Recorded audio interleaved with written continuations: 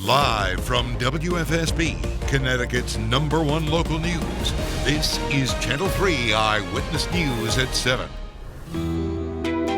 First at 7, the largest teachers union in the state says the COVID-19 pandemic threatens to widen the gap between Connecticut's highest and lowest performing school districts. The report was just released this morning. Educators say they don't have the funding, PPE supply, or safety resources they need to keep students safe. Channel 3's Roger Suzanin is making sense of all of it. The state's largest teachers union asked 2,000 Connecticut educators about the challenges they face every day trying to help students learn and stay safe during a pandemic. And some of their opinions are startling, particularly in the state's alliance districts, which are the 33 worst performing districts in Connecticut. Get this, 78% of teachers in those districts say their buildings and classrooms are not properly ventilated, and less than half, 49% of Alliance District educators say their classrooms are cleaned and disinfected every day. And perhaps most frighteningly, 61% of Alliance District educators feel there are no effective strategies being implemented to engage students who are either absent or disengaged. Also, nearly half, 48%, of teachers in Alliance districts say they are not provided with adequate PPE. That number is just 38% in higher performing districts.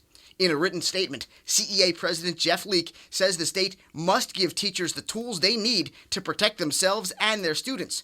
He writes, "These issues are most severe in our lowest performing school districts. We must demand changes in policies, programs, and practices that condone or ignore unequal justice and hinder student success." Roger Suzanin, Channel 3 Eyewitness News. Complete survey right now on the Channel 3 app. Phase 3 of reopening Connecticut set to get underway Thursday. Restaurants and other businesses will be able to increase capacity, but this comes as the positivity rate here in our state continues to increase as well. Channel 3 Eyewitness News reporter Aya Galal shows us how restaurants are preparing for the temperatures to drop.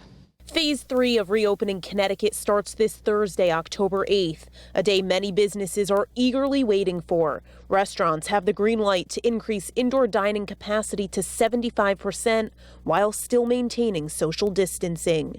As restaurants prepare to allow more people inside and still make diners feel safe, Eyewitness News asked how customers feel. As long as, there's space between me and other customers that I'm not, with, I'm totally down for it. I think you need to support them. I mean, they're going to struggle during the winter months for sure. Moving from outdoor culture to indoor culture is something the governor's office says they'll be watching like a hawk. That's because the infection rate in Connecticut is increasing by the week. About a month ago, it was at 0.8%. Now it's at 1.6%.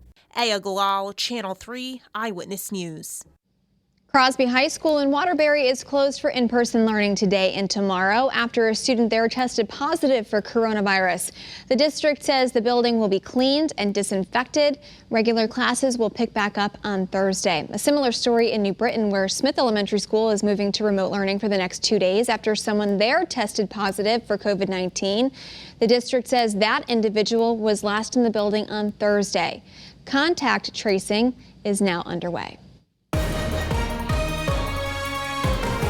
All right, and weather-wise across Connecticut, waking up to some patchy fog, some spotty showers or sprinkles, also some rays of sunshine. There's a check of early warning pinpoint Doppler showing the sprinkles that are currently ongoing are going to be short-lived, already in the process of diminishing a bit as they've been working over Route 8 toward 91. Again, not a big deal, not an impact really whatsoever this morning. Visibility throughout many communities between 5 and 10 miles. The exception, Willimantic at around a quarter of a mile there. So, valley locations, that's where we're going to see that fog early this morning, but it will be eroding. Temperatures currently here in the 7 o'clock hour now from the upper 40s and the low 50s inland and into the 50s and low 60s along the Connecticut shoreline. Winds are relatively light and variable, so not a major concern right now, but the wind eventually becomes more southerly, and that's going to help to bring in warmer air.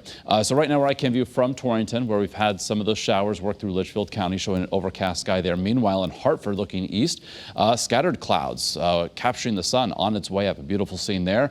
Also one just picturesque coming in from our view here in Waterbury and also from New Haven. So beautiful start to the day, and there's the sun rising with a mainly clear sky, at least from this vantage point, looking live from New London. So more of the same, looking downstream of the Connecticut River from Middletown. So throughout the region, and just you'll see in the last couple frames of this animation, there are those little spotty showers that are popping up. So not a big deal, but an isolated shower can't be ruled out during the day today. As you can see here on Futurecast, I think overplaying the shower chance as well as the cloud cover. I think we'll see a mix of sun and clouds becoming partly to mostly sunny this afternoon. That southerly flow again is going to start to increase. It's going to be stronger tomorrow. Winds tomorrow could gust, say, 20 to 30 miles an hour. We're dry in the morning, and as we head toward the later afternoon and evening hours, a cold front approaches from the northwest that could generate some spotty showers, maybe even an isolated thunderstorm. But it's a situation where many towns for much of the time tomorrow late in the day will remain dry, as Futurecast tends to diminish those showers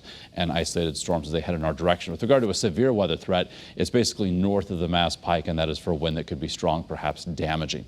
Meanwhile, today, 65 to 70 inland, a couple degrees cooler along the Connecticut shoreline, and we are tracking Delta, now a Category 2 hurricane. Sustained winds are at 100 miles an hour, moving west-northwest at 15. It is forecast to not only become a Category 3, but actually a Category 4 storm as it makes its way toward the tip of the Yucatan Peninsula, and then over the central Gulf of Mexico, curve to the north and head right in the direction of Louisiana Friday night into early Saturday. So we'll be watching this, of course, very closely for you. Interests, Louisiana and eastward along the Gulf Coast states should be on the lookout for this storm. So back here in Connecticut, temperatures tomorrow about 5 degrees warmer than today, also quite breezy. That chance, again, for a late day shower or thunderstorm. Behind the cold front, breezy, windy, I should say, for Thursday. Winds could gust around 40 miles an hour. Temperatures will be considerably cooler, low 60s, meaning the usual cooler spots like in Litchfield County may not get out of the 50s. Less wind, mostly sunny on Friday as high pressure dominates. Then the cool weather short-lived. After a cold start Friday morning, mid-30s, we're back to again low 60s on Friday, into the 70s for Saturday and Sunday. The traditional weekend looks dry. Columbus Day Monday, maybe some late day rain with some of the remnant moisture from Delta. We're going to be watching that closely. Regardless, temps turn a little bit cooler with highs Monday back into the mid-60s. President Donald Trump is back in the White House this morning after spending 3 days in the hospital with coronavirus. The president says he feels better than he has in 20 years, but he'll continue to receive care. And one thing that's for certain, don't let it dominate you. Don't be afraid of it. Doctors say he's doing better, but still needs time to recover. The president's message comes as 210,000 Americans have died from COVID-19. And Connecticut Senator Chris Murphy had this to say on Twitter in response.